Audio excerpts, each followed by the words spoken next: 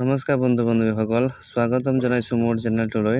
বন্ধু-বান্ধৱীসকল, আজি এটা important topic আপোনালোকৰ মাজলৈ আলোচনা কৰিম। টপিকটো যে আপোনাৰ ঘৰত যদি আপোনাৰ পৰিয়ালৰ কোনোবাই মেট্ৰিক পাছ কৰিছে আৰু আপুনি যদি তাক এইচএছ ফাৰ্ষ্ট ইয়াৰত এডমিশ্যন কৰাব বিচাৰিছে, তো ভিডিঅ'টো আপোনালোকৰ বাবে বহুতো দৰকাৰী। ভিডিঅ'টো স্কিপ নকৰাকৈ শেষলৈ চাই যাব। আমি সকলো ষ্টেপ বাই ষ্টেপ দেখুৱাই যাম। ইয়াৰ বাবে আপুনি ক'তো যাব নালাগে, নিজৰ মোবাইলৰ মাধ্যমত আপুনি সকলোখিনি কৰি ল'ব পাৰিব।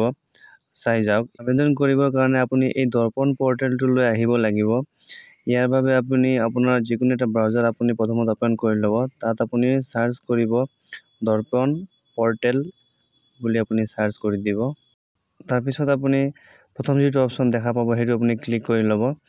ইয়াত আপুনি দেখিব যে ওপৰত এই ধৰণৰ এখন পেজ খুলি আহিছে। হোম ইনফৰমেশ্যন আৰু লগইন লেখা আছে আৰু ষ্টুডেণ্ট অপশ্যনটোত আপুনি ক্লিক কৰি ল'ব। ইয়াত আপুনি দেখিব পাই আছে যে দৰ্পণ পৰ্টেলত আপুনি মোবাইল নম্বৰ দি লগইন, যিহেতু আমি প্ৰথমবাৰ কৰিছোঁ যে সেইকাৰণে আমি নিউ ৰেজিষ্ট্ৰেশ্যন কৰিব লাগিব। তলত লিখা আছে চাওক যে don't have account, click here to register a new account. আমি ইয়াত ক্লিক হেয়াৰত ক্লিক কৰি ল'ম। ক্লিক কৰাৰ পিছত এই ধৰণৰ এখন পেজ খুলি আহিব। ইয়াত প্ৰথমত যিটো অপশ্যন দেখা পাইছে ASSEB, আপুনি এইটো চিলেক্ট কৰি ল'ব আৰু চেভাৰ আণ্ডাৰত হয় এইটো, আৰু যদি আদাৰ্ছ হয় আদাৰ্ছত ক্লিক কৰিব। আমি ASEB-টো ক্লিক কৰি লৈছোঁ। তাৰপিছত 2 নম্বৰ যিটো অপশ্যন দেখা পাইছে select class 10th exam passing year, আপুনি কোনটো ইয়াৰত পাছ কৰিছে সেইটো আপুনি চুজ কৰি ল'ব। 2025 মই ক্লিক কৰি লৈছোঁ। 3 নম্বৰত আছে আপোনাৰ এক্সামিনেশ্যন চেণ্টাৰটো, আপুনি কোনটো স্কুলৰ পৰা পাছ কৰিছে আপোনাৰ স্কুলৰ নামটো তাত বহুৱাই ল'ব।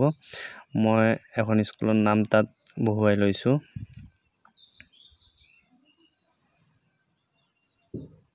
আপুনি এখন টাইপ কৰি ল'ব।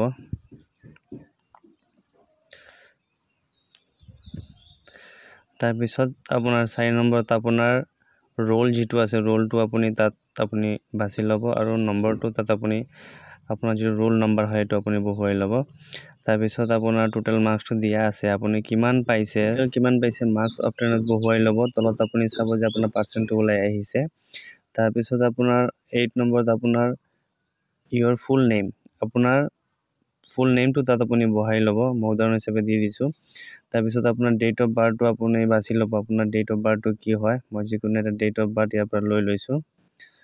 তো সেইদৰে আপোনাৰ ডেট অফ বাৰ্থটো আপুনি চিলেকশ্যন কৰি ল'ব। তাৰপিছত আপোনাৰ 10 নম্বৰত আছে আপোনাৰ মাদাৰ্ছ নেম, তো আপোনাৰ মাকৰ নামটো কি হয় আপুনি তাত বহুৱাই ল'ব।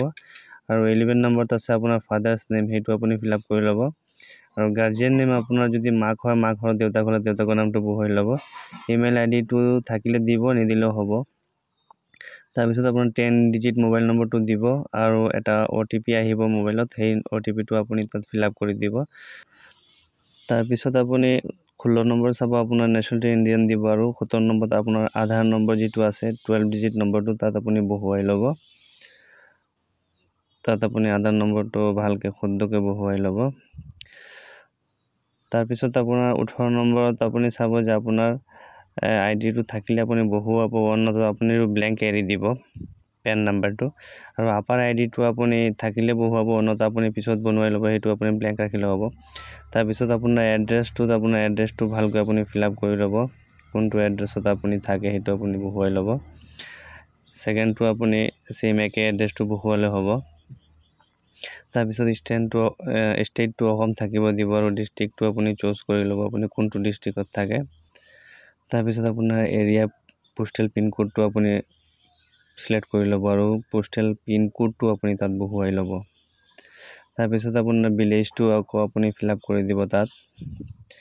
তাৰপিছত আপোনাৰ 21ত আপোনাৰ চিলেক্ট ৰিলিজনটো আপুনি চুজ কৰি ল'ব, হিন্দুজিম কৰি লৈছোঁ মই। চিলেক্ট কাষ্টটো দিব আপুনি, SC হ'লে SC, সেইটো আপুনি বহুৱাই ল'ব।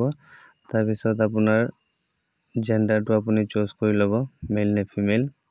তাৰপিছত বাকীখিনি আপুনি ন' কৰি দিব, যদি আপোনাৰ য়েছ হয় য়েছ কৰিব, তাত ন' কৰি দিব। আৰু ষ্টেট চাৰ্টিফিকেট থাকিলে NCC য়েছ কৰিব, ন' কৰি দিব। তাৰপিছত আপোনাৰ BPL নে APL কাৰ্ড, ৰেচন কাৰ্ডখন সেইখন আপুনি চিলেক্ট কৰি ল'ব। তাৰপিছত এখন আপুনি পাছপোৰ্ট চাইজৰ ফটোগ্ৰাফ আপলোড কৰিব লাগিব, সেইখন আপুনি আপলোড কৰি দিব তাত। মেক্সিমাম 1 MB হয় সেইখনৰ চাইজ, সেইখন আপলোড কৰি দিব। তাৰপিছত আপোনাৰ 10th মাৰ্কশ্বিটখন আপুনি আপলোড কৰি দিব। আপোনাৰ যিটো মেট্ৰিকৰ মাৰ্কশ্বিট হয় সেইটো আপুনি ডাউনলোড কৰি ল'ব আগতীয়াকৈ, সেইটো আপলোড কৰি দিব। তাৰপিছত আপোনাৰ তলত দেখিবলৈ পাই আছে যে আপোনাৰ আপলোড কাষ্ট চাৰ্টিফিকেট, সেইখন আপুনি আপলোড কৰি দিব। তাৰপিছত 29 নম্বৰত আপোনাৰ আছে ৰেচন কাৰ্ড, সেইখন আপলোড কৰি দিব। তাৰপিছত আপুনি যিকোনো এটা পিন চিলেক্ট কৰি ল'ব আপোনাৰ ইচ্ছা মতে। তলত এটা বক্স দেখা পাইছে, সেইটো ক্লিক কৰি ল'ব আৰু প্ৰচিড টু নেক্সট ক্লিক কৰি ল'ব। তাৰপিছত আপোনাৰ দৰ্পণখন ওলাই আহিব, আপুনি যিটো ফিল আপ কৰিছে সেইখন আপুনি ভালদৰে এবাৰ চেক কৰি ল'ব, তাত কিবা ভুল আছে নেকি। পিছত আকৌ আপুনি এডিট কৰিব নোৱাৰে, সেইখন আপুনি ভালদৰে কি ফিল আপ কৰিছে এবাৰ চেক কৰি ল'ব। চেক কৰাৰ পিছত আপুনি তললৈ যাব আৰু নেক্সট কৰি দিব আৰু অ'কে কৰি দিব।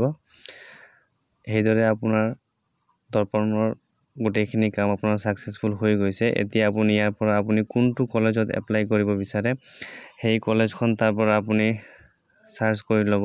সেই নামটো লিখি আপুনি সাইডত যিটো সাৰ্চ বক্স দেখা পাইছে, এই সাৰ্চত আপুনি সাৰ্চ কৰি ল'ব, তেতিয়া আপোনাৰ কলেজৰ নামখন তাত ওলাই আহিব। তো তাত আপুনি তলত এপ্লাই বটনটো দেখা পাইছে, এপ্লাই কৰি দিব। তাৰপিছত আপুনি এপ্লাই টু আৰ্টছ ষ্ট্ৰীম, সেইটো আপুনি ক্লিক কৰি ল'ব। তাৰপিছত আপোনাৰ ছাবজেক্টকেইটা আপুনি বাছি ল'ব, MIL টু এছামিছ নে বেংগলী, সেইটো আপুনি চিলেক্ট কৰি ল'ব। তাৰপিছত আপোনাৰ চিলেক্ট 1ত আপুনি পলিটিকেল নে কি ল'ব বিচাৰে সেইটো ল'ব। 2ণ্ডত মই এডুকেশ্যনখন ল'ব বিচাৰিছোঁ, সেইটো চিলেক্ট কৰিলোঁ। 3rdত মই ইকনমিক্স ছ'চিয়েলখন ল'ব বিচাৰিছোঁ, সেইটো মই চিলেক্ট কৰিলোঁ। তাৰপিছত মই বিহু ল'ম নে হেল্থ কেয়াৰ, আপুনি যিটো পচন্দ কৰে সেইটো ছাবজেক্ট লৈ ল'ব আৰু এপ্লাই ফৰ এডমিশ্যন, সেইটো আপুনি ক্লিক কৰি দিব। ইয়াৰ পিছত গোটেইখিনি ছাবমিট হৈ যাব। তাৰপিছত এখন একনলেজমেণ্ট শ্লিপ ওলাই আহিব, সেইখন আপুনি ডাউনলোড কৰি প্ৰিণ্ট কৰি ৰাখি ল'ব। তো এইদৰে আপুনি গোটেইখিনি প্ৰচেছ কৰি ল'ব পাৰিব। আৰু তাৰপিছত আপোনাৰ কলেজৰ ফালৰ পৰা এখন নোটিছ দিয়া হ'ব, সেই নোটিছখনত আপোনাৰ নাম আহিলে আপুনি এডমিশ্যন লৈ ল'ব পাৰিব।